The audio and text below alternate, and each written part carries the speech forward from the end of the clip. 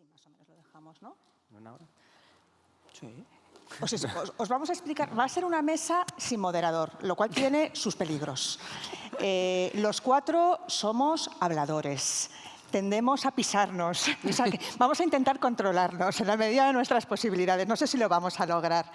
Lo que hemos planteado como estructura es que cada uno va a tener 5 minutos para explicar lo que quiera, porque habíamos intentado poner unas normas, no se van a cumplir. O sea, cada uno va a explicar lo que quiera sobre su sector.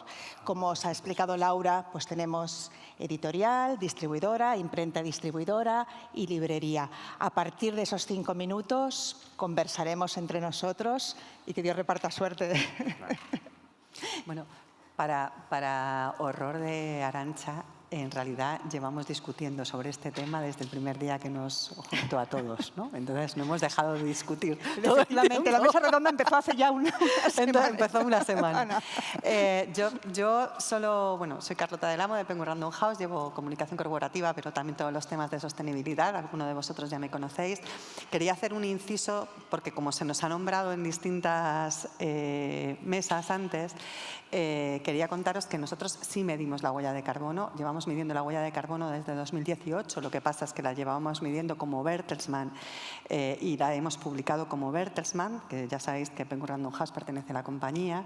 Sí, estamos muy preocupados desde hace mucho tiempo por los temas de sostenibilidad. Sí miramos qué luz utilizamos, cuál es el transporte, cómo llega cada uno de nuestros empleados a la empresa, medimos cómo viajamos, medimos cómo hacemos encuestas a las imprentas cada año para ver cómo su huella afecta a la nuestra. Miramos el papel, estamos certificados porque antes decía Manuel, no solo el papel importa. Bueno, no solo el papel importa, pero el papel es más del 40% de la huella de carbono de las editoriales, con lo cual importa mucho, pero no solo que sea certificado, sino cuál es la empresa que nos vende ese papel y cuál es la huella de carbono de la empresa que nos vende ese papel. O sea que un pequeño así resumen para decir que sí que nos importa, que sí lo publicamos, aunque no lo hemos publicado solo como Penguin Random House, no lo publicamos dentro de la compañía. Y sí, tenemos grupos de trabajo que dentro del grupo trabajan cada una de esas cosas para mejorarlas, porque en lo que estoy de acuerdo completa y absolutamente es en que lo importante y en lo que estamos es en mitigar. O sea, en hacer que la huella cada vez sea menor. Y luego, respecto a lo que ha contado Pepe también, yo no creo tanto en lo que piensen los lectores sino en la obligación y en el deber de nosotros como editores para hacerlo mejor. Y creo que en esta mesa un poco de lo que queremos hablar es de esto. Entonces, dicho esto, el debate a veces, que muchas veces se publica en los medios, es si publicamos muchos o pocos libros, ¿no? Si editamos muchos o pocos libros. Y yo creo que el debate debe abordarse no desde el punto de vista de la cantidad, sino de la variedad. Y entonces la misión de Penguin Random House es despertar la pasión de la lectura, por la lectura, publicando los libros que atiendan a la diversidad de gustos y a las necesidades de una sociedad plural. Y creo que eso también es un poco la misión de todos como editores, ¿no? Entonces, un mayor número de publicaciones implica una mayor oferta para los lectores, eso sin duda alguna, que tienen gustos e intereses completamente distintos. La gente va a comprar un libro por muy diversas cuestiones, para entretenerse o para aprender a cocinar, para leer poesía o algo de mindfulness que les ayude a estar un poquito mejor. Todo lo que se nos ocurra, que también ahora los libreros nos contarán, ¿no? Nuestra misión es seleccionar los mejores títulos dentro de lo que llega. Y nuestro trabajo es ponerlos, darles vida para que los lectores los puedan encontrar. En 2021 se publicaron, según el estudio del comercio interior, que nos sabemos muy bien, nos daremos más datos que se publicaron en España 55.000 títulos. o más de 55.000 títulos.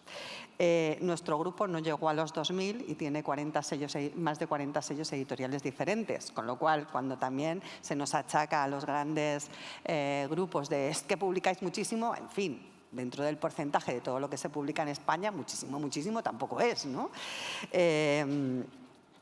Y eso va dirigido a un grupo muy heterogéneo de lectores. La sostenibilidad, que es importante la sostenibilidad medioambiental y también la sostenibilidad financiera, que también supongo que lo vamos a poner aquí encima de la mesa, ¿no? ¿Qué políticas llevamos implementando desde hace muchos años? Y hablo de sostenibilidad medioambiental. Una de las cosas que estamos haciendo y que me parece importante también es concienciar a todos los empleados de Penguin Random House de que es importante hacer las cosas medioambientalmente bien, porque somos muchos, somos 700 más o menos. Entonces, creemos que es importante que estas 700 personas sepan que cuando se ponen a hacer su trabajo se tienen que poner, yo hoy me he puesto las gafas rojas, pero lo que hay que ponerse es las gafas verdes para hacerlo mejor. Porque esto es un trabajo colectivo y cada uno de nosotros, o sea, las empresas podemos implementar millones de cosas, pero cada uno de nosotros tenemos que pensar cómo podemos hacerlo mejor en el huequito que lo hacemos. Fuimos además el primer grupo editorial, y ahora ya me meto en temas supply chains, en el que empezamos a trabajar con la preventa, ¿no? Que es, oye, antes hacíamos así, y decíamos, pues de este van 30.000. Y luego ya venían los lojistas y lo colocaban como buenamente podían, ¿no? Ahora preguntamos a los libreros, que también pobres deben de pensar más o menos, vamos a ver cómo vendemos esto, pero así les hemos pasado el así a ellos. Preguntamos, ¿cuántos libros crees que vas a vender de esto? ¿No? Con lo cual ya se empieza a imprimir de manera diferente. Segundo, sumamos el intentar producir los ejemplares de la mejor manera posible, hablando de sostenibilidad. Lo que os he contado antes, con los impresores, con los papeleros, con las tintas. El tema de las tintas es un tema aparte porque ya sabéis que en realidad deberíamos imprimir todos con tintas vegetales, pero esto es un cambio para todos. Un impresor no puede imprimir mi libro en vegetal y el de al lado en mineral, con lo cual ahí hay un temazo que iremos trabajando en ello. Y de ahí también imprimimos lo máximo posible. Hay veces que es imposible porque hay impresiones que son de carácter internacional, pero imprimimos lo máximo posible en España o dentro de nuestras fronteras. ¿Por qué? Porque también la distribución de esos libros, o sea, distribuir unos libros que has imprimido eso dentro te permiten dos cosas. Primero, imprimir muy ajustado, porque se ha sumado otra cosa muy importante en el trabajo que hacemos, que es la impresión mucho más pequeña. Ahora podemos imprimir muy rápido, con la misma calidad, tiradas muy cortas, que cuestan menos y que rápidamente pueden estar en el mercado. Con lo cual, es verdad que siempre cuando sacas un libro, esa primera tirada es más complicada, pero la reimpresión corta rápida, esto ha beneficiado medioambientalmente hablando muchísimo a todo el sector, ¿no? ¿Qué más cosas? Vuelvo a decir, claro, para hacer todo esto, cuando hablamos de que tenemos que medir también, es verdad, tenemos que contarle a la gente libro a libro cuánto tonelada de CO2 o cuántos gramos de CO2 implican de emisión, pero tenemos que hacerlo con una energía determinada, con unos materiales determinados, y que todo eso a su vez también suma CO2, ¿no? ¿Qué más cosas hemos hecho? Las tiradas mínimas, lo que esto. Bueno, todo esto nos ha ayudado, todo lo de impresión corta, lo de hacer la preventa, lo de intentar ser más eficientes a la hora de distribuir los libros, nos ha ayudado a que en los últimos años hemos bajado 15 puntos la devolución, que es otro gran tema que hay que poner aquí encima de la mesa, ¿no? Y creo que esto así, a grandes rasgos y para empezar a abrir el debate, es lo que os puedo contar ahora mismo.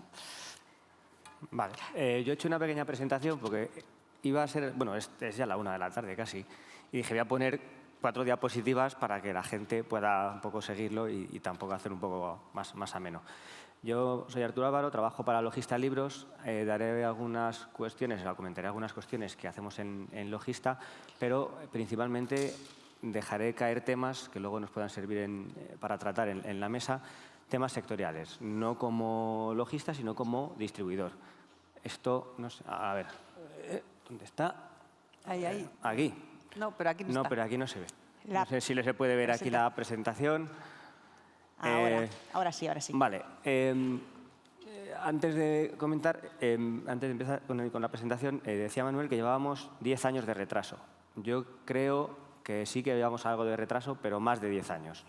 Deberíamos haber empezado con todas estas cuestiones hace ya tiempo, hace más de 10 años. Yo llevo trabajando 17 años en el sector editorial y desde el principio me quedaba sorprendido con ciertas cosas. Es un sector resiliente, pero en mi opinión, quizás sea porque soy muy autoexigente, más que resiliente, es un sector inmóvil en muchos casos. Y llevamos con problemas desde hace años encima de la mesa que se han trabajado, pero en los que no hemos avanzado. Y luego, en mi caso, hablamos desde el punto de vista de un distribuidor. Un distribuidor es la parte menos glamurosa del sector. Nosotros no tratamos con autores, no tratamos con contenidos, con libreros. Nosotros tratamos con camiones, con papel, con cajas de cartón, con almacenes, con devolución, con logística inversa. Y quizás esto, bueno, es menos glamuroso, pero es completamente necesario. Ayer, Rüdiger, que creo que antes lo he visto por aquí, hablaba de que todo está cambiando hacia un concepto de servicios.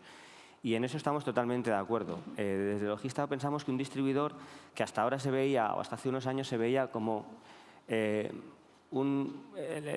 agente del mercado, el agente de la cadena de suministro que empujaba las novedades y que las colocaba y llenaba todas las librerías y que era el que colapsaba todas las librerías. Ahí estaba un poco unido todo lo que era el antiguo distribuidor, que era distribuidor, comercializador, y bueno, esa labor ha cambiado, ha ido evolucionando y en los últimos años nosotros creemos que debemos ser un proveedor de servicios, no un mero transmisor de mercancía, desde un editor hasta una librería. Debemos ser un proveedor de servicios eficiente y flexible. Y con esto quiero decir, no debemos ser algo hiperrígido, algo superrígido. Nosotros lo que creemos y lo que creemos firmemente desde hace años es que para que todos podamos y que la cadena de suministro gane eficiencia, cada uno debemos ser especialistas en nuestra parte. Un editor en la parte de generar contenido, un librero tiene que hacer la mejor selección para sus lectores o para sus clientes, las personas que van a sus librerías. Y nosotros, como distribuidores, debemos dar una solución completa a ambas partes. Y en este caso, pues lo que hacemos es, en nuestro caso lo que hemos hecho ha sido dividir todos los servicios posibles que nos vamos identificando y que en algunos casos nos vamos anticipando al mercado, porque hemos ido a ver a otros distribuidores, a otros compañeros, a otros países para ver qué es lo que podemos hacer y debemos ser flexibles, aparte de ofrecer todos estos servicios, debemos ser flexibles, porque no todos los editores necesitan lo mismo, ni todos los libreros necesitan lo mismo. En nuestro caso podemos dar un servicio a un editor y otro completamente distinto a otro editor.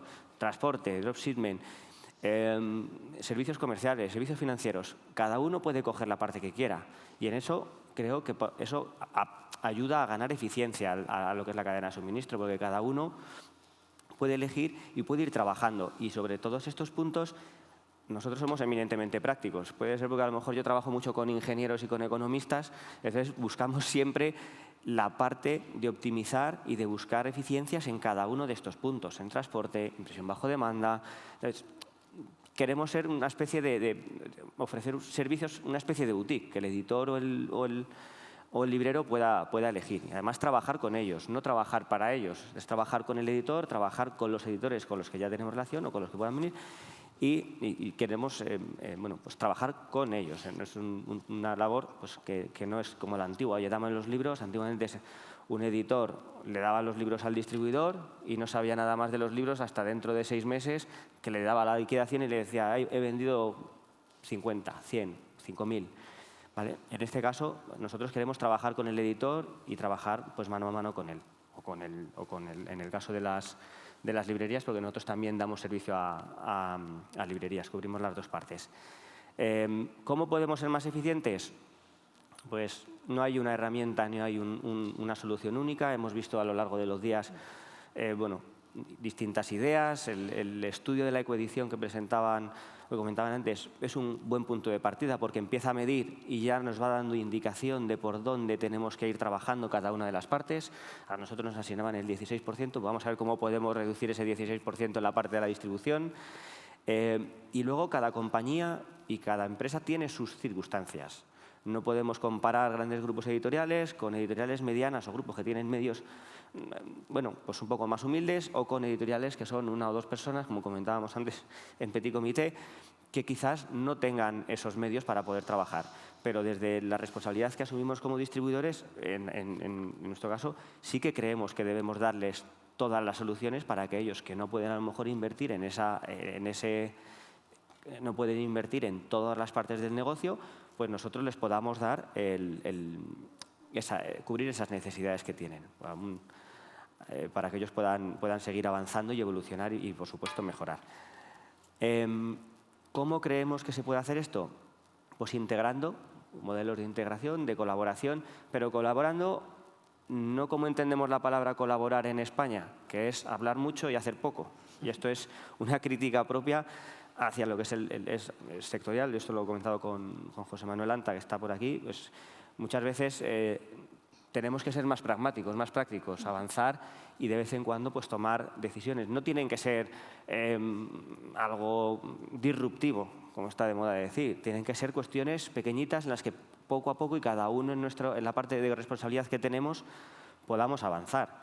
Un poquito más adelante voy a decir 4 o 5 puntos en los que yo creo que se podría avanzar desde el punto de vista de un distribuidor. Tenemos que innovar. Ayer lo decía Lina, la CEO de Libri, la innovación es ponernos un foco delante y decir, oye, ahí es donde quiero ir y luego tenemos que invertir. Pero para invertir, el problema que tenemos en España, y desde esto es un punto de vista muy personal, es que las empresas, las pequeñas y medianas empresas, tienen un tamaño que debe ser más grande, que debemos crecer y para eso tenemos que fijarnos en nuestro core business. O sea, oye, ¿me voy a dedicar a esto? Sí. Vale, pues voy a tirar por ahí y voy a invertir. Y cuando vayamos ganando volumen, cuando vayamos ganando, podremos invertir más. Pero para ganar eficiencia y para poder invertir, tenemos que tener volumen.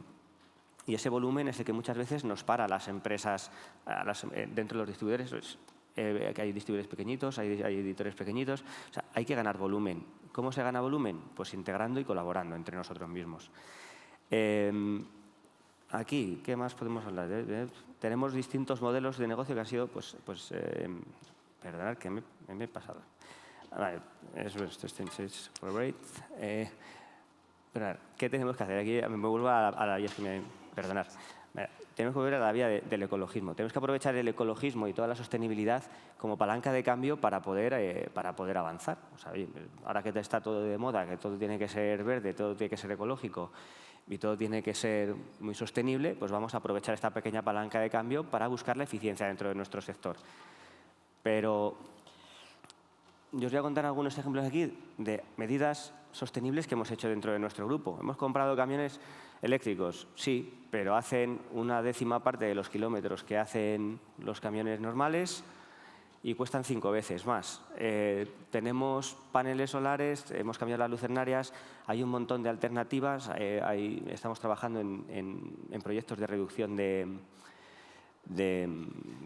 waste, de basura o de basura de desperdicios de cartón, de plásticos. Tenemos modelos proyectos de paperless en administración, en finanzas. En la parte de transporte, Nacex, que es una empresa del grupo, está trabajando por ganar taquillas y entregas domiciliarias, o sea, evitar entregas domiciliarias trabajando en taquillas o en Nacex Shop, en tiendas, en puntos de venta de conveniencia. Y hay muchísimos proyectos, pero como sector creo que hay algo más fácil. O sea, muchas veces nos centramos en cosas, aquí podemos ver el árbol, pero detrás hay un bosque, hay muchas soluciones como sector. Hay muchas cosas muy fáciles que podemos hacer. No tenemos que hacer nada disruptivo, como decía antes, no tenemos que hacer grandes... O sea, el estudio de la ecoedición ya nos da las pistas. Es que tenemos que hacer, en mi opinión, y después de trabajar con José Manuel Lanta, hemos hecho muchos viajes, hemos ido a ver qué es lo que hacen otros distribuidores en otros países, podemos simplemente copiar y pegar las mejores prácticas que hemos visto en otros países. En Francia llegaron a un acuerdo los libreros, obligaron a trabajar en el sentido, oye, queremos que nos entregue solo una empresa de transporte. Muy fácil. Llegaron a un acuerdo con Geodis y los editores entraron y se pusieron todos de acuerdo para entregar todos con Geodis. Bueno, son ejemplos que son fáciles y no nos tenemos que ir muy lejos. Estamos rodeados de países que tienen cuestiones que van trabajando bastante mejor y son cosas que podemos ver que a través de las distintas asociaciones ya conocemos. Y aquí es lo que yo propongo como Sustainability 1.0. O sea, vamos a empezar a hacer cosas fáciles. Hay un punto clave que creo que es básico dentro del sector español de las distribuciones. Deberíamos separar la distribución, la comercialización y la gestión de la actividad logística. Bueno, puede ser, porque returns o replenishment, ser más rápidos o imprimir más, ahí mucho tienen que decir los editores. También los libreros. Nosotros como distribuidores solo somos un medio. Luego la selección de qué es lo que coge cada uno lo van eligiendo los editores. La información y la gestión de la información. Antes lo comentábamos, antes de empezar. Muchos distribuidores no facilitan los datos a los editores. Y esto es una crítica mía hacia el sector de la distribución. O sea, sin información, creo que lo comentaban antes, sin información no se puede trabajar. Para que un editor pueda reducir sus devoluciones, como hemos hablado, para que un editor pueda reducir sus devoluciones tiene que tener la información y eso es básico. No se le puede exigir a un editor, oye, tienes unas devoluciones altísimas si no le estamos dando herramientas para poder trabajar sobre esto. Hay avances, Cegal tiene los datos de colocación, pero debemos ser los propios distribuidores quienes facilitemos esos datos a los editores con los que trabajamos, editores más pequeños. Y luego, en la logística, almacenaje y transporte, esas son cuestiones muy fáciles. A día de hoy, un editor pequeño o mediano hace una tirada de 1000 ejemplares y lo primero que hace es colocar 100 ejemplares en cada uno de los distribuidores regionales con los que trabaja, con lo cual multiplicamos los stocks y los desperdigamos. Cuando luego hace falta los libros en un punto, resulta que están en el otro. Entonces, va un camión, lo recoge y lo lleva al otro. Entonces, ahí tendremos que pensar un poco cómo se puede centralizar todas estas operaciones, cómo se puede unificar, de qué manera se puede trabajar. Y en el transporte lo mismo. Comentaba el ejemplo de los libreros franceses o de los editores franceses que se han puesto de acuerdo para poder trabajar con una empresa de transportes. No tiene por qué ser una, pueden ser una o dos, pero es que un librero ahora mismo está recibiendo el orden de 15, es una media, ¿Sí? que de algún librero con los que hemos comentado por aquí, entre 10 y 15 transportistas, no te digo distribuidores, transportistas diarios. Pero bueno, eso Eric podrá... 6 o 7. Fácilmente, cada día entran 8 personas con paquetes, 6, 7, 8 personas con paquetes. 8 personas con paquetes. Vale, Y pues a veces eso... de la misma empresa, ¿eh? El mismo distribuidor utiliza Sí. 2 transportistas o 3. Sí, nosotros mismos, en algunas ocasiones. Sí, por eso te digo, yo soy crítico incluso con nosotros mismos. O sea, no...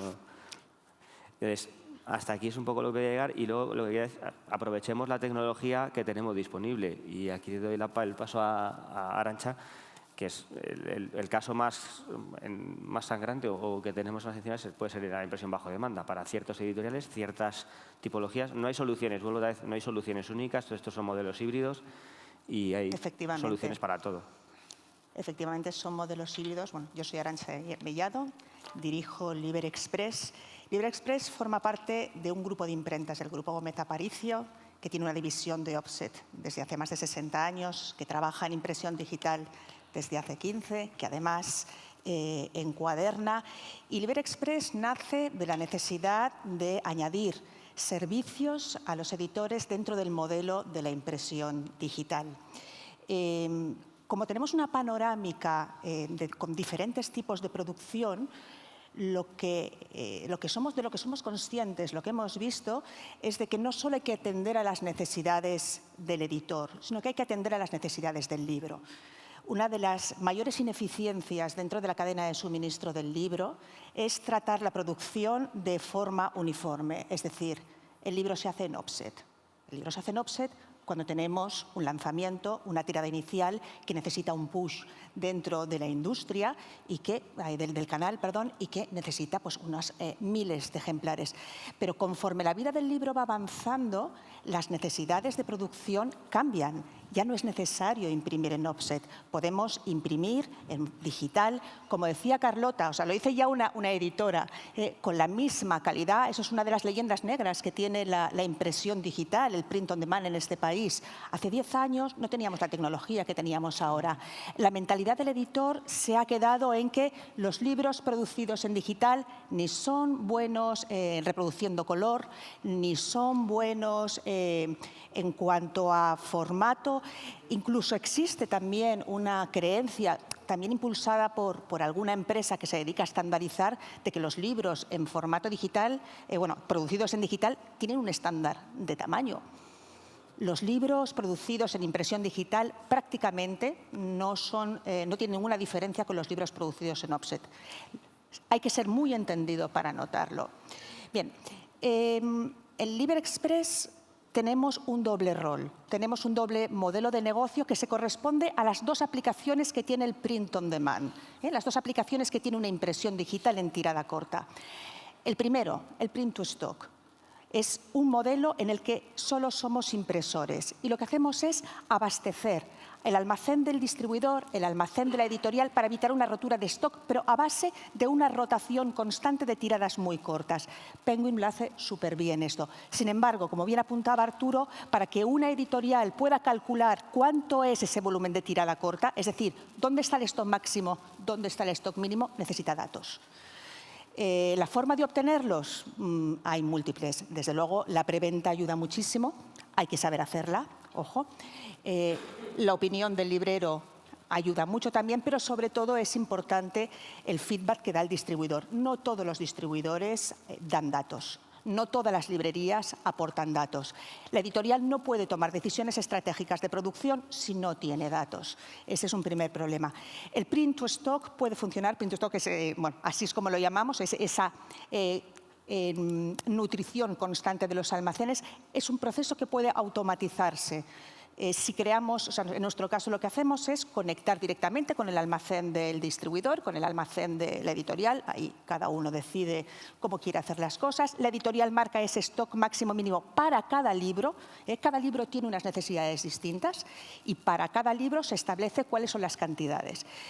A partir de ahí, en el momento en que el stock llega a lo que se haya determinado, se genera una orden de impresión, se imprimen los libros, se reenvían al almacén. Es máquina a máquina, es un proceso de rotación súper eficiente, muy sostenible y ecológico. Funciona bien si se calcula bien. Necesitamos datos para ello. El segundo modelo de negocio que puede llevar a cabo una imprenta distribuidora como nosotros, como LibreExpress, es precisamente distribuir los libros sin stock. En este caso es lo que se llama el print to order, la impresión cuando hay una compra definida por parte del lector. La diferencia entre una distribución convencional y la distribución en uno a uno, que es lo que hace el print to order, es que nosotros no tenemos almacén, nosotros no tenemos libros impresos, trabajamos sin stock.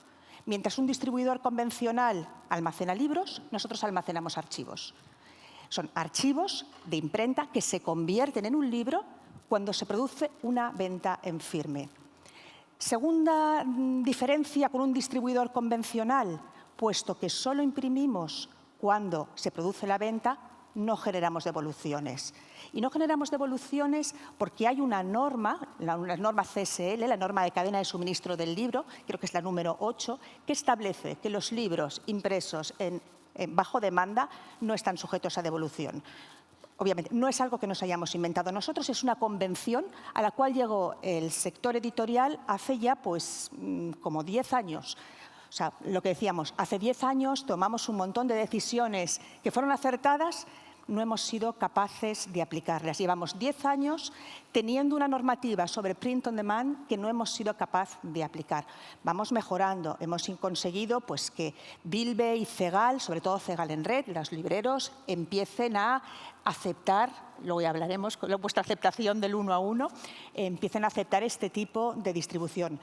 Esas son las diferencias básicas. Obviamente, trabajamos sin stock, no tenemos un libro que llevar a las librerías, no podemos hacer un posicionamiento físico. Así que nos tenemos que espabilar trabajando muy bien los metadatos. Hemos de trabajar muy bien la información del libro para que éste sea visible. Si no dentro del catálogo de una librería física, por lo menos sí dentro de un catálogo de e-commerce o dentro de lo que es el catálogo general de todos tus libros.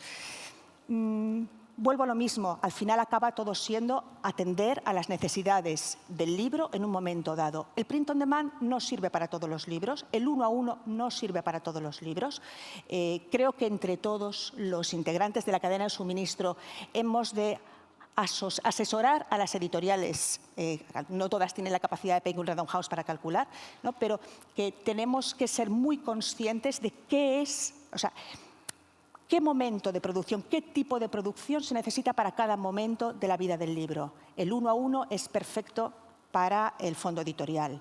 El 1 a 1 es perfecto para recuperar esa bibliodiversidad de la que hablábamos. La bibliodiversidad es buena. O sea, necesitamos que haya todo tipo de libros. Yo entiendo que a los libreros os pueda resultar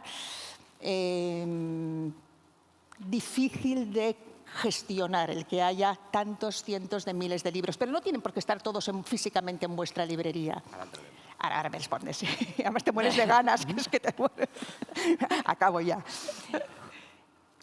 Pero eso, el 1 a 1 lo que permite es precisamente que todo esté a disposición de todos, que cada uno tenga el libro que quiere leer. Y eso no significa que tengan que estar todos los libros impresos y almacenados. El offset tiene otro tipo de función.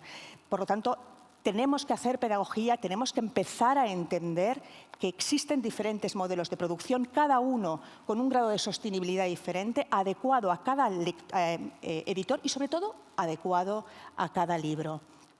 Va, disfruta. Bueno, yo soy Eric del Arco, vengo de la librería Documenta de Barcelona. Nosotros nos definimos como la librería más pequeña de las grandes o la más grande de las pequeñas. Son 250 metros cuadrados de librería, unos entre 13.000 y 16.000 volúmenes en stock físico. Y es una librería de una medida humana, nos definimos así porque una persona la puede dominar aún con la cabeza, saber más o menos dónde tiene cada libro y encontrarlo él solo. O sea, no tenemos gente especializada en un departamento porque en esa medida no hace falta. Como os decía, entre 13.000 y 18.000 ejemplares en almacenamiento en la librería y el volumen de novedades que llegan cada año está alrededor de los 10.000 títulos nuevos en un año, que llegan escogidos. Es decir, 1 a 1, en este caso me encargo yo de eso, hablo con cada uno de los distribuidores o de los comerciales de las editoriales y les pido los libros 1 a 1, ya sea en preventa, cosa que facilita mucho luego que las tiradas, supongo, para ellos el trabajo sea muy bueno, pero en preventa funciona Random y funciona el Grupo Planeta, pero fuera de ellos el resto ya no funciona así. O sea, las grandes distribuidoras que distribuyen editoriales independientes funcionan a novedades de la semana siguiente, con lo cual la tirada ya está decidida de antemano, se piden los libros y yo pido lo que creo que voy a vender con una ventaja respecto a hace tiempo, es que ahora yo pido pocos libros y luego si veo que el libro tira, pido más. Y entiendo que todo el mundo hace lo mismo porque a la semana, si un libro triunfa, ya no lo tiene nadie. Con lo cual, y miras, y no es que hayan hecho muchos pedidos y los tienen todos librerías determinadas, que en algún caso pasa, sino que normalmente todo el mundo se ha quedado sin el libro. Esto, en cierta manera, lo que yo vengo a decir es que desde el punto de vista del librero, por lo que decíamos, yo tengo 38 distribuidores directos que me venden libros sin entrar en subdistribuidores. Estamos hablando de miles de editoriales, libros que se hacen en la competencia, un espacio limitado. Todo el mundo, aunque digan que no, todo el mundo quiere tener su libro en la librería y cuando ya hace un año que lo ha sacado de novedad, lo quiere tener en la estantería puesto. Eso es una competencia atroz y yo lo que vengo a ver desde estos 9 años que soy librero es que es un sistema altamente ineficiente, altamente costoso a nivel energético, que se va trabajando, porque lo vemos, en mejorar esto desde muchos puntos de vista, porque tenemos, lo que decimos, ¿no?, el coste de producción, que son los editores, que son unos costes determinados que ellos van viendo cuánto cuesta a nivel energético, a nivel ecológico, fabricar un libro. Luego, las distribuidoras, que como decimos, no es raro que cada día vengan 10 furgonetas, 8 furgonetas a traernos libros, a recoger las devoluciones y por tanto, ahí hay un tráfico de carbono brutal que es real, y más en las ciudades como Barcelona, donde el tráfico, eso se nota muchísimo. Y le genera, además, un estrés a la gente que trabaja en ese aspecto brutal, porque no tienen dónde aparcar nunca, no saben dónde dejar tal, llevan miles de cajas de libros de diferentes tamaños y bueno. Y me he quedado ahí y el hecho es que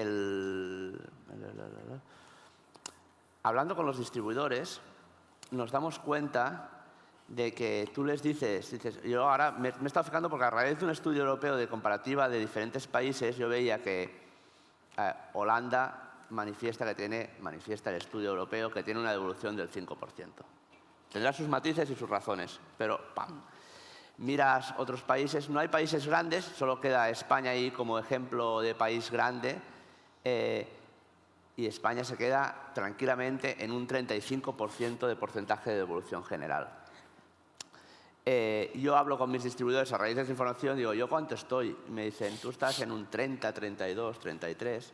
Soy una librería que intenta tener toda la novedad que representa mi fondo, por tanto, pido mucha novedad sabiendo que a lo mejor este no lo vendo, pero veo que siempre se acaba vendiendo uno de esos que piensas que no venderás, lo acabas vendiendo de uno en uno y se va vendiendo.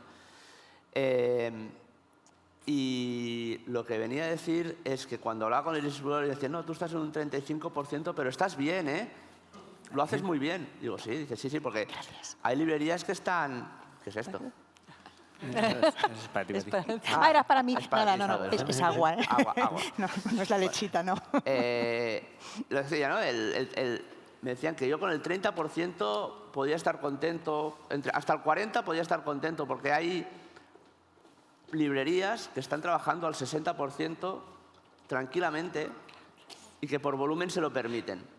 Y que en cierta manera al distribuidor, no hablo de ninguno en concreto, pero sí en general, ahora mismo le interesa, como su cliente es el editor y el editor quiere tener el libro en las librerías, prefiere aún la inundación, que lo pillemos todo, a costa después lo devolvamos, pero que él pueda decir a su editor, oye, yo te lo he colocado, ha estado en todas las librerías, si no se ha vendido, es culpa o del librero o tuya, mía no, ¿vale? Y eso es preferible a conseguir una optimización, porque al final, como exceptuando librerías con cosas, pues las devoluciones las paga el librero y ahí queda eso, pues entonces el juego es muy perverso.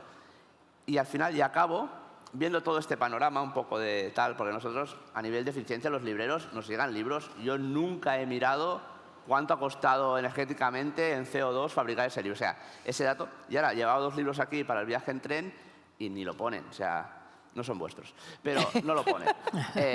Porque en realidad, y como decía el estudio anterior, no interesa, en realidad. Es un elemento que sea potencial desde el sector íntegramente. El sector ha de ser consciente de eso, pero el cliente final, si lo que decíamos, el cliente final, que sea un libro ecológico o no, aún le puede llegar a importar, pero ahora no. Y lo demuestra también el hecho que lo podría pedir de dejarlo en la librería a recoger, que nos funciona muy bien cuando lo tienes muy bien optimizado y avisas a la gente que le ha llegado el libro, pero es un esfuerzo que el librero tiene que tener muy claro y no siempre puede hacerlo por su volumen de trabajo. Pero si el librero se exige que los pedidos en librería son sagrados, la gente al final le va mucho mejor pasar por la librería que está abierta 10 horas al día, gran horario europeo el nuestro en España, y que no irlo a esperar que el transportista pase o no pase por su casa ese día y te quedes encerrado esperando un paquete. ¿A quién no le ha pasado que se ha estado un paquete que no ha llegado en su casa y con el reloj en la mano y llamando? Con lo cual, el resumen es que nos queda mucho trabajo, de lo que decíais, que me ha hecho mucha gracia la frase de esto de no sentarnos y hablar y no hacer nada, sino sentarnos y optimizar el proceso entero de la cadena, porque hay muchas cosas que cada uno en su ámbito puede hacer y de lo cual el librero y al final el lector o cliente final se puede beneficiar o no da beneficiarse porque no se da cuenta, pero lo que hemos ahorrado entre medio es enorme. Pero ahora mismo nadie mira lo que ha costado ecológicamente un libro. Ahí queda. Lo que pasa es que, a ver, ponernos todos de acuerdo implica que cada uno tiene que ceder pequeñas parcelitas. A mí me llamaba mucho la atención uno de los datos que ha aportado Manuel Gil acerca del plazo de devolución. Claro, el plazo de devolución en España... no existe. O sea, ahí está. oficialmente hay uno. Oficialmente hay uno, pero no lo cumple nadie. O sea, en Alemania me parece que son 3 semanas, por aquí tenemos algún alemán que me corrijan si me equivoco, pero creo que en Alemania al cabo de 3 semanas, un mes, si no se ha devuelto, hay penalizaciones. Pero eso pasa en Alemania con los mayoristas, no con los distribuidores. Eso siempre hay que separar. Pero sí, es que esa diferenciación hay que hacerla y marcarla bien, porque igual que la devolución dicen que en Alemania es el 15%, cuando tú hablas con un distribuidor no es el 15, cuando hablas con un mayorista sí es el 15. Pero ahí hay una diferencia de condiciones comerciales. Tú eliges qué es lo que quieres. Mayores condiciones comerciales con devolución o menores condiciones comerciales o menores condiciones comerciales con más rapidez y más devolución. Ese modelo en España lo tenemos igual y es claro. Entonces hay que buscar el punto Hay que buscar medio. un equilibrio. Es que también cuando hablamos de, que antes también lo hablaba con Eric, cuando hablamos de devoluciones y del negocio, intentamos compararnos también, partamos de la base de que somos un país, gracias a Dios, con muchas librerías, porque tenemos el precio fijo. Eso nos permite tener una diversidad de librerías y tener librerías en sitios muy pequeños que en otros sitios no existen y donde no sé cómo decirlo sin decir el nombre, donde el e-commerce funciona de distinta manera. Precisamente, no ha quedado muy mal, ¿no? Precisamente porque tenemos el precio fijo. Entonces, no podemos, o sea, también tenemos, o sea, yo soy muy optimista, ¿eh? Nosotros, oye, dice, no, hemos empezado muy tarde. Bueno, yo tengo compañeros a nivel internacional y las preocupaciones están en el mismo punto desde hace el mismo tiempo. Desde Australia hasta Estados Unidos, pasando por la India y América Latina. En fin, tampoco hemos empezado tan tarde. Quizá yo sea demasiado autoexigente. Ya. Y lo traslado a todo lo demás. Debemos ser autoexigentes, pero tampoco nos flagelemos tanto. Eso primero. Que parece que siempre somos los malos, ¿no? Tampoco somos tan malos. Digo a nivel... Pero hay que ser los mejores. Lentos, no malos. Lentos. Pero no somos más lentos que el resto de los países. En eso estoy de acuerdo contigo. De hecho, ese estudio, el estudio del que hablaba Eric, es un estudio que ha publicado la Asociación Internacional de Libreros, en el que se compara el nivel de devoluciones en diferentes países de Europa. Yo me refería al tema medioambiental. Pero quiero decir, pero que en general, o sea, que relacionado con el medio, o sea, que al final los estudios, también depende de cómo se hagan, tienen unos resultados u otros. En ese estudio España sale muy mal parada. Lo que pasa es que si te lees el estudio bien, te das cuenta de que los parámetros sobre los que se basa los datos de algunos países no son correctos. y no estamos tan mal. Bueno, no estamos tan mal no quiere decir que estemos bien. Lo que No. quiere decir es que la mayoría de los países europeos y del mundo tienen una media de evolución del 30%. Bueno. Pero como bien dice Arturo, depende a quién se devuelva, será un 15, será Bueno, un y 30. y depende también, depende también de cómo es el sistema de librerías y de precio del libro y de... Todo ¿no? depende. O sea, hay muchos componentes que tenemos que también como industria, ¿no? Pensar que nos sigue mereciendo la pena y que no, y dónde tenemos que trabajar, ¿no? Entonces, a esto, perdón, añado otra cosa, que es que también antes se ha dicho no, que la industria no ha hecho una mesa para trabajar en ello. Sí, desde hace poco, pero Fedecali Sí. tiene una mesa para trabajar Sí, en ello. correcto. Estamos en ello. ¿no? Estamos en Entonces, seamos positivos, vamos a hacerlo muchísimo mejor, pero no es que lo estemos haciendo horrible. No, no estamos haciendo horrible, pero siendo, mira, juntar dos temas, uno de aquí y otro de Eric. Habéis nombrado a Holanda y que vamos lentos. En 1875... En 1800. 1875, esto lo tengo porque Perdón. tenemos yo tengo muy buena relación con la gente del Central Book House de Holanda y en 1875 se creó Central Book House, vamos a ver. Mira, aquí estamos en 2000 no sé cuánto y no hemos sido lentos. A lo mejor es que yo soy muy pesimista, pero en 1875 los libreros, los editores fueron capaces de decir, coño, ¿para qué vamos a competir? Los editores dicen, vamos a competir en los autores, vamos a competir en el contenido, vamos a competir, y los libreros dijeron, vamos a competir en dar los mejores surtidos, tener los mejores locales, colocarnos de la mejor manera. Es verdad, y hay que todo cogerlo con matices, porque Holanda tiene la dimensión de poder tener una comunidad autónoma aquí y funciona de otra manera. Pero ni a lo mejor ni es un punto ni es el otro. Entonces, yo soy muy autoexigente conmigo y con lo que yo creo que se podría hacer. ¿Podríamos ir más rápido? Seguramente sí. ¿Se han hecho cosas? Muchísimas. Tenemos sistemas, bueno, sin ir más lejos, yo qué sé, Sinly. Parecerá algo muy, muy arcaico, pero ya solo con el Sinly hemos avanzado. Con Dilbe, con cosas, oye, sí, es avanzado, pero podríamos ir un poquito más rápido. Eso es una reflexión mía. 1875. Eric, lo dejamos en tu tejado. Bueno, sí, lo que creo que vamos a... También es verdad que los libreros, y en esto lo asumo, somos gente que avanzamos lentamente porque somos muy, muy dispersos.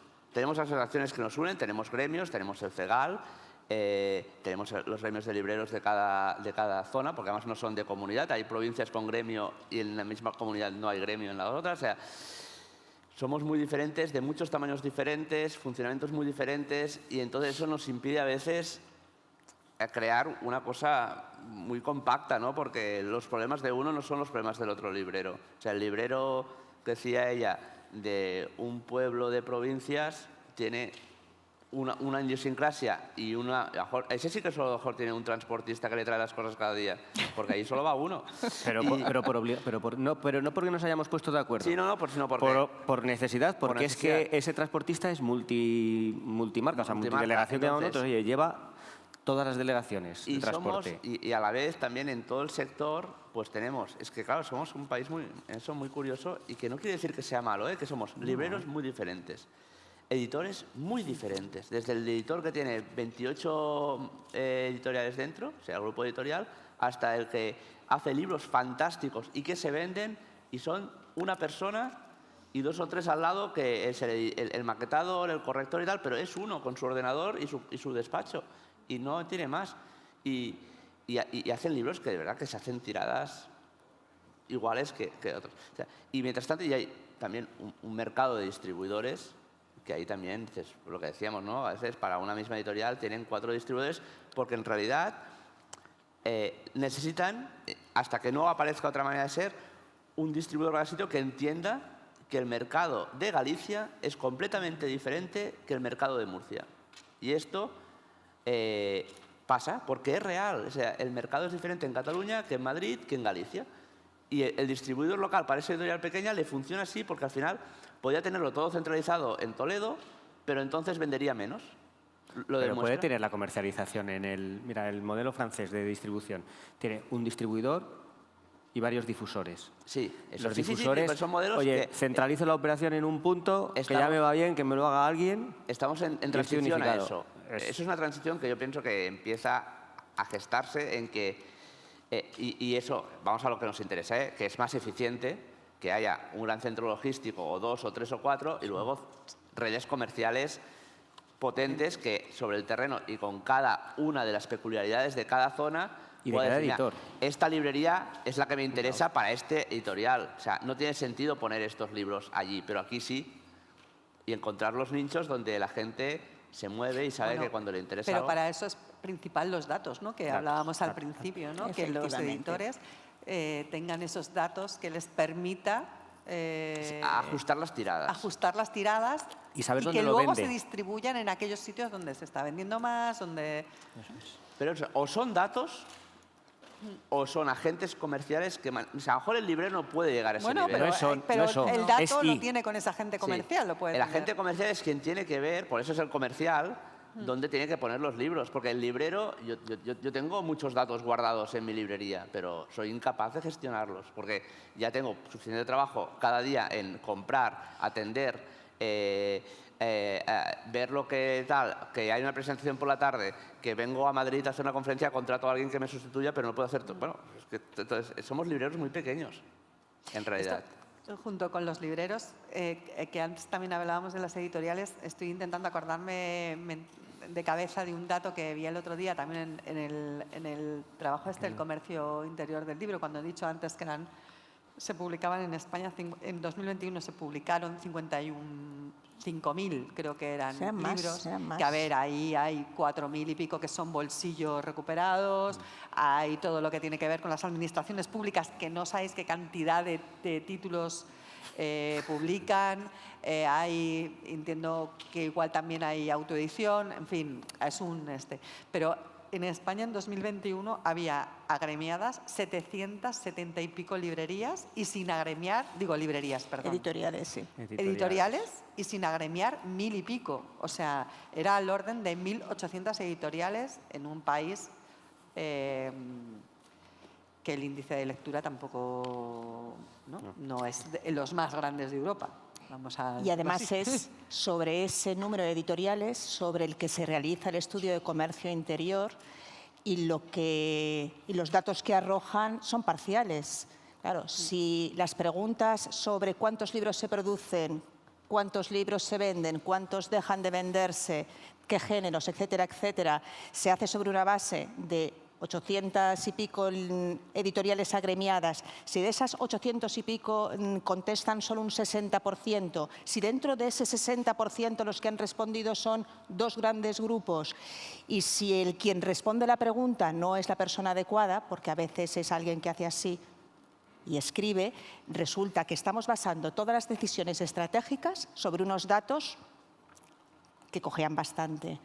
Entonces, quizá una de las decisiones como industria que tendríamos que tomar sería, vamos a recopilar datos ciertos.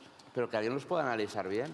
Pero no se puede analizar lo que no tiene una base sólida. Y tienes que saber qué quieres encontrar para preguntar los datos que te interesan de verdad. Es un juego realmente de que hay que sentarse y el sector o las partes del sector más interesadas en ello, primero saber qué preguntar, cómo preguntar, que las respuestas sean coherentes y luego mucho análisis para ver en qué partes tienes que actuar. Porque tenemos que actuar todos, pero ya te digo yo que los libreros no los veo muy puestos a hacer mucho porque tampoco saben qué hacer. O sea, pueden pedir menos, pero como podemos devolverlo todo... ¿Qué? Pero, por ejemplo, los libreros podían estar con más... O sea, la conexión a FEGAL o a LibriRed, perdona. O sea, ya existen herramientas Sí. que incluyen los datos de venta de una forma bastante actualizada. Sin embargo, los libreros no están conectados. No todos los libreros se conectan. No sé si la razón es porque es una herramienta de pago, o sea, incluso, pero a ver, los libreros estáis aportando datos. Si la mayoría de las librerías con cierta importancia estuvieran aportando esos datos al canal, también sería mucho más fácil. O sea, quiero decir que los libreros podéis ofrecer también por vuestra parte, a pesar del tamaño que tengáis. Y no se está haciendo, no se le está dando la importancia, quizá porque porque desde la distribución o Porque desde la nos hace- editorial... Es que piensa que no, o sea, al final, y yo utilizo las herramientas, pero todo un librero que no tiene tiempo de mirarlo, y ni se le da el conocimiento de lo que puede obtener allí de una manera que sea fácil de entender, que le digas que tienes que pagar por dar tus datos, tampoco es muy coherente. Bueno, pues quizás es una de las primeras cosas que tendríamos. Pero eso tiene un coste de desarrollo que se tiene que financiar. Entonces, la decisión que ha tomado el CEGAL, y yo lo utilizo y me funciona muy bien y estoy en todos tus libros y estoy súper feliz de estar en todos tus libros, me ha permitido utilizar herramientas que se han citado aquí como el dropshipping, que no hubiera utilizado nunca si no fuera por eso. Pero vamos muy lentos porque no nos da tiempo a asimilar todo eso y de conocer todas las opciones. Si tengo un programa de gestión de librería que solo utilizo un 10% de lo que puedo hacer, porque no me da la vida para saber más. Entonces, vamos poniendo nuevas cosas. Sí. ¿Cuántos? Has dicho 8 entregas al día de transportistas. Sí. A cada entrega le tienes que dedicar al día 10 minutos, porque entre que la recibes, recepcionas, Bueno, estás... no, estamos Cinco. nos conocemos las caras y viene, 8 por ponme 5, un 40. sello. 8 por 5, 40. Solo cuando viene el más grande. 40 minutos te ahorras Sí, con una entrega. no, que son, la mayoría son 2 minutos o 1 minuto, y cuando viene la grande, que es el transportista que te lleva 12 distribuidores a la vez, esa tienes que pararte porque son muchas cajas, tienes que mirar porque si no lo controlas cada día, ahí te falta algo. Y pasa. Entonces, pero no, las otras que te traen una caja, 2 cajas, estos los más... Entonces también estamos en una sociedad de la prisa. O sea, ¿por qué nos envían a veces de algunas distribuidoras grandes 3 paquetes al día o 4? Pues probablemente porque estamos todos obligados a tenerlo todo para mañana, con lo cual no hay tiempo de esperar a agruparlo bien y enviarlo bien. El libro está aquí, lo meto, lo envío y ya está, porque nuestra obligación también nos hemos creado la imperiosidad, necesidad de tenerlo ya. ¿Esto viene marcado por la competencia de Amazon? Probablemente. O sea, estamos tal. Pero bueno, esas son eficiencias que tenemos que continuar trabajando. Claro, que supongo que eso implica construir almacenes nuevos, con nuevas máquinas que te ayuden a hacerlo mejor. Y eso, vista la experiencia que hemos tenido en Cataluña con la distribución, no es tan fácil. A ver. Bueno, me vais a perdonar, No es- ya Nos sé que indica estáis que aquí es muy extrapolable. enfrascados y la conversación es muy interesante, pero nos estamos yendo de tiempo. Todavía queda una ponencia y además aquí hay un compañero que quiere haceros una pregunta. Hola, ¿cómo están? Bueno, para los que no me conocen, soy Gustavo Borovechik de Bilomanager. Y me pongo en contexto para que les entienda bien la pregunta. Del año 2002 que existe Bilomanager, de distribución de libros por demanda, trabaja con Planeta, Random y con las grandes editoriales. Y estamos en el 2023 y estamos debatiendo lo mismo. Y la verdad que la pregunta que quiero hacer es la siguiente. Creo que vamos a coincidir todos que el gran problema de la industria son los stocks. Por lo menos me lo enseñaron las grandes... Los stocks, la gestión de los stocks. Yo pregunto humildemente si la industria se da cuenta quien están ganando los partidos son los outsiders y no la industria. Si se están dando cuenta que los grandes jugadores que están hoy apareciendo en los top de venta como libreros, como editores, como empresas de publicación, no eran editores ni eran libreros. Entonces, mientras que yo escucho esto, me apasiona. De hecho, no vengo de la industria, tuve que montar una planta de producción porque no había impresión por demanda en el 2002 en toda Latinoamérica, en Iberoamérica muy poco. Y sin embargo, sigo viendo que aparecen los mercados libres, aparecen los buscalibres, aparecen compañías que son totalmente outsider, que manejan sus metadatos, manejan sus datos, tienen una cantidad enorme de información y están haciendo realmente el negocio. Digo, me pregunto, y es la pregunta que les pongo a todos, es ¿en qué momento uno deja de hablar y empieza a actuar? Porque los outsiders no se preguntan cuánto vale desarrollar tal cosa, apuestan, innovan, ¿sí? Y generan disrupción. Cuando a mí me tocó emprender en esta historia, tuve que poner una planta de producción de libros por demanda porque no existía. Yo no me pregunté si había negocio o no había negocio. Dije, si no existe, nadie lo hace, quizás hay un negocio. Digo, estas intervenciones que son súper interesantes, quizás lo que uno tendría que preguntarse, a mí me pasa como emprendedor, Lo último que tuve que hacer es montar una librería porque no pude entender en 20 años cómo funcionaba el tema. Y monté una librería que la hice con el Diario de la Nación en Argentina. No sé si conocen el diario, pero soy el fundador de la librería del diario, para entender el tema de las devoluciones. Y la realidad es que hoy las grandes editoriales, el 60% de su catálogo lo pueden entregar. El 40% no está disponible. Y están haciendo colectas con los libreros para ver si llegan al cupo de impresión. Entonces digo, hay un momento que los outsiders están comiendo el mercado, llegando al mercado. Y pregunto, y acá termino, es ¿en qué momento se pasa a la acción? ¿No? Hay un momento que hay que pasar a la acción, porque los outsiders no están acá. O sea, yo los conozco de cara y no los veo. Y están creciendo y creciendo. Wattpad no está acá. ¿Sí? Y las grandes editoriales hacen acuerdos con Wattpad porque son los que consiguen los autores. Pero un segundo, es la pregunta. Me pillas. ¿Qué es un outsider? Eso es, sí. Un outsider es un jugador externo en la industria, ¿sí? Pero dame un ejemplo en nuestro sector. Wattpad. Wattpad ya no es un outsider. Ya no es, pero era. Bueno, pero para eso estamos, para eso la industria de repente se da cuenta que cuando hay un jugador que es un outsider hay que, y conviene como jugador dentro de la industria, lo ha metido en la industria. Pero era un outsider, no salió de la industria, No, pero a eso es lo que te digo. Pero esa es la grandeza. O sea, lo que era un outsider ya no lo es. No, no lo es, de hecho. Y entonces, Esa es la grandeza de lo que hacemos. Lo que hacemos no es estático, no tiene que ser exactamente igual todo el tiempo durante años y años. Por eso discutimos una y otra vez. Tú decías en 2000, da igual, de 2000 a 2023,